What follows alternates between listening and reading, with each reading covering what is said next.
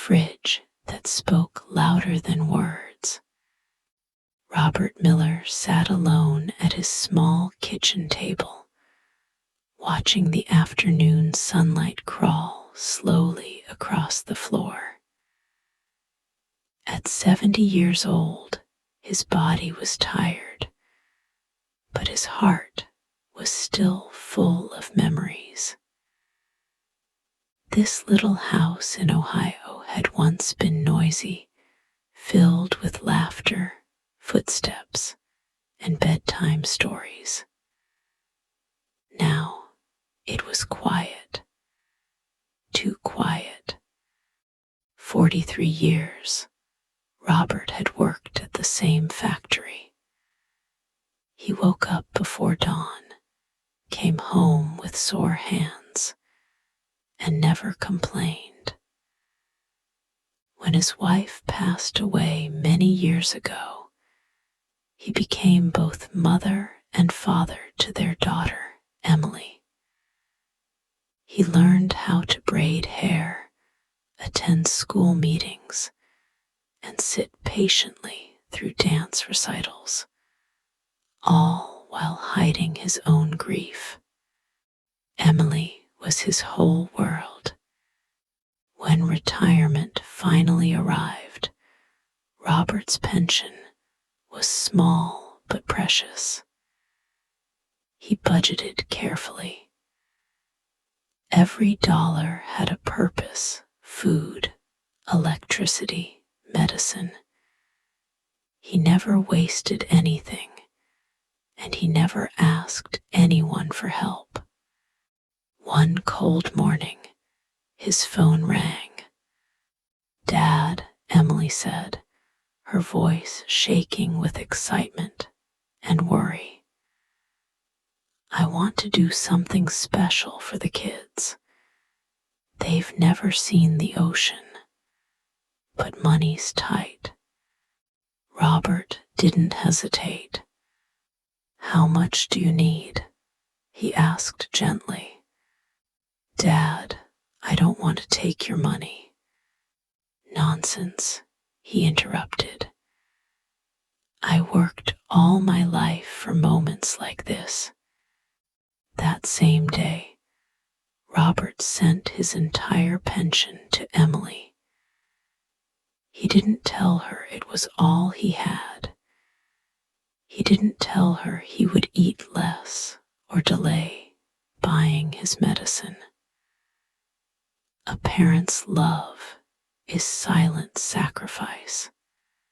The days that followed felt long. The fridge grew emptier. Robert survived on soup and toast. At night, he sat in the dark living room, wondering if his grandchildren were happy, if Emily was smiling, if the ocean waves had made them laugh. But Emily didn't call. A week passed, then another.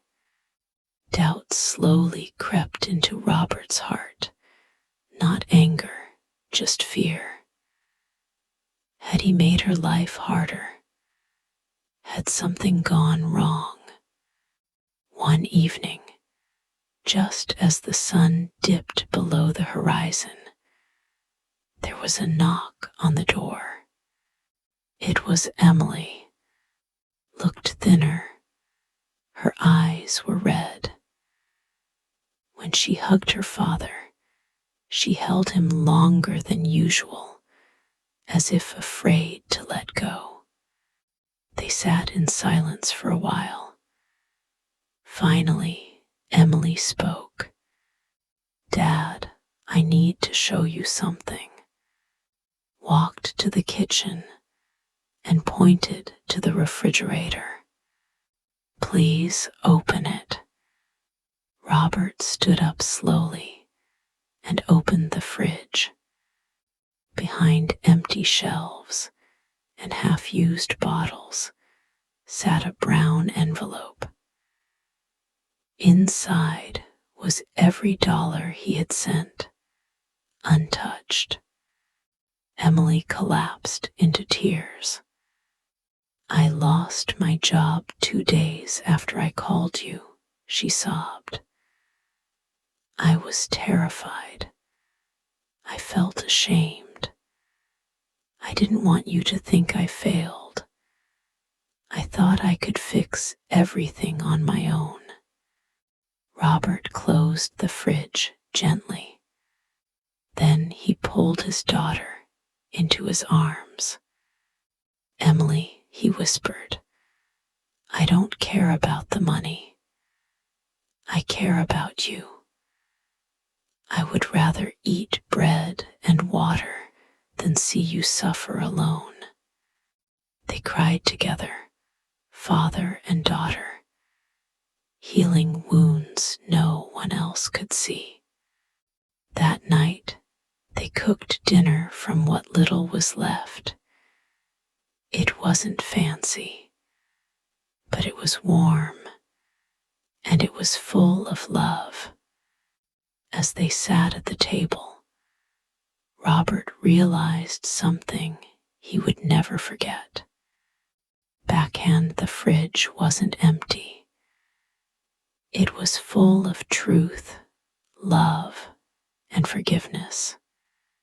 Seedling moral of the story.